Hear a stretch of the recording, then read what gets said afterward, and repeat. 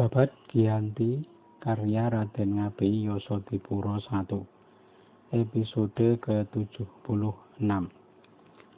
Pasukan Kumpeni bergerak menuju Banyudana hendak menyerang pasukan Kabanaran. Di Semarang, Gubernur Hohenberg berencana melakukan perang habis-habisan pada tahun Alif dengan mengerahkan prajurit Madura. Waktu itu Panembahan Cakraningrat terhalang datang karena sakit, maka hanya mengirimkan Patih Mas Rio Monconagoro. 7.000 prajurit yang dikirim, dipimpin oleh seorang kerabat bernama Raden Panji Diponagoro. Tombak yang dibawa sebagai senjata adalah dapur kapurancak, tumper ingas, dan bung pacing. Panglima pendampingnya adalah Raden Panji Sumonagoro dan Panji Suronoto. 400 prajurit Sorogeni dengan karabin dipimpin Panji Kartosari dan Kartoyudo. Keduanya masih keponakan Panembahan Cakraningrat. 600 prajurit Sorogeni dengan bayonet dipimpin 3 orang ipar Panembahan dengan sesepuh Panji Purwodipuro. Sesampainya pasukan besar Madura di Semarang, Gubernur memerintahkan Mayor Kengser sebagai panglima pasukan Kumpeni. Pasukan Mayor Kengser sejumlah 400 prajurit Kumpeni, terdiri dari 200 dragonder dan 200 serdadu darat. Juga ada 800 prajurit Bugis Bali. Para bupati pesisir yang ikut berangkat adalah Bupati Demak, Bupati Kudus, Bupati Batang, Bupati Kendal, dan Bupati Kaliwungu. Gubernur bersiap berangkat dari Semarang dengan membawa 4 meriam dan 4 tiktak. Pada hari Sabtu berangkat pasukan besar dari Semarang. Para prajurit memakai pakaian warna-warni yang mencolok. Gerakan prajurit seolah seperti ombak yang bergulung-gulung. Yang berada di depan adalah para prajurit Madura. Pasukan berhenti di Ungaran semalam. Paginya berangkat lagi, lalu kembali berhenti di Salatiga, lalu berhenti lagi di Boyolali semalam. Ada utusan Bupati Semarang Ronggo Tisnowijoyo yang berkirim barang kepada Sang Raja di Kabanaran. Perjalanannya menyamar bercampur pasukan besar Kumpeni sejak dari Semarang. Rencananya mereka akan berpisah jalan di Boyolali, tetapi terpergok oleh pembantu Aryo Indronoto. Ditemukan surat dan bubuk mesiu 1 pikul. Segera mereka diamankan. Gubernur sangat marah.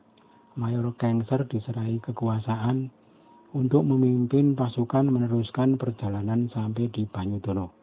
Pesan Gubernur, jangan pergi-pergi, tunggulah aku, berjagalah engkau di Banyudana.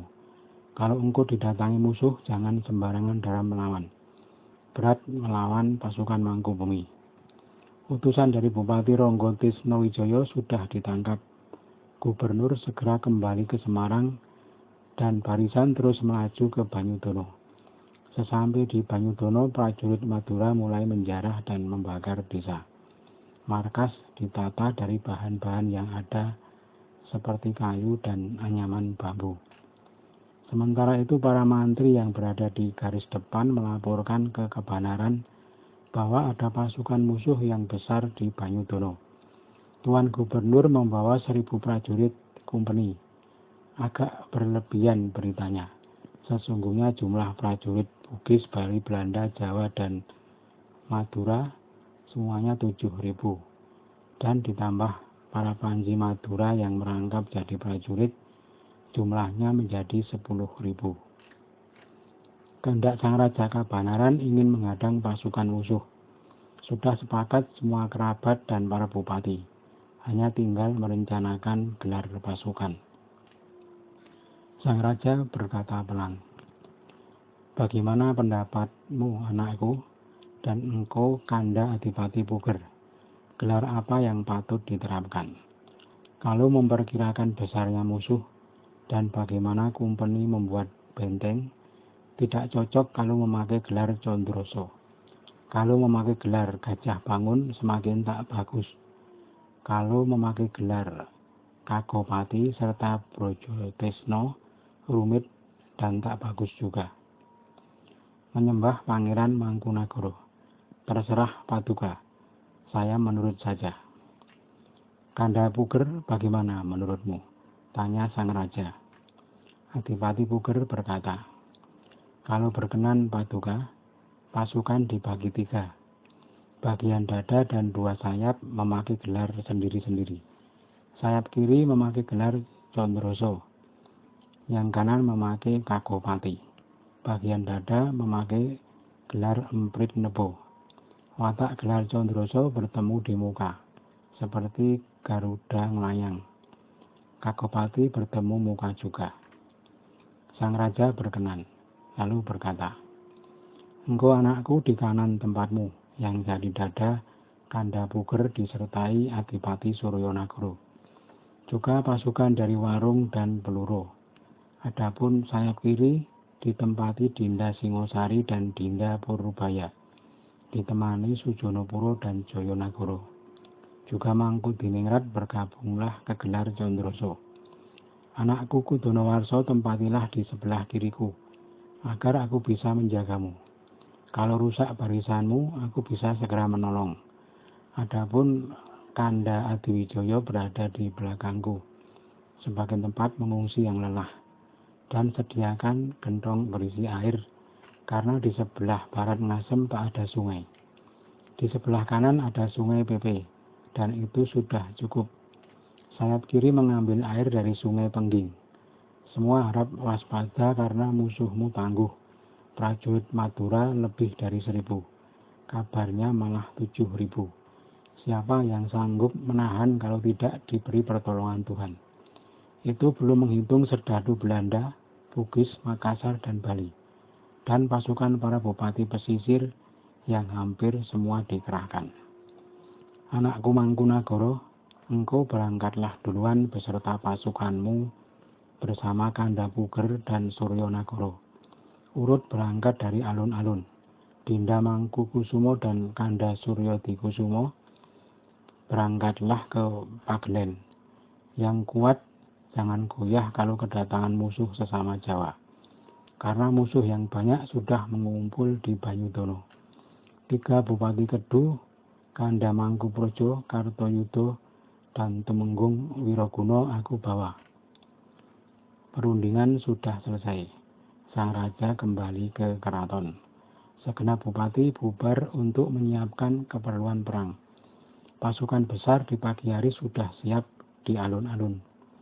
Sesudah sang raja keluar, pasukan menyembah lalu berangkat. Barisannya bergerombol-gerombol seperti kabut berjalan. Saling saut, bunyi gong beri dan bendi ditabuh. Berwarna-warni pasukan memakai pakaian. Ada ungu, hitam, merah, kuning, dan dadu.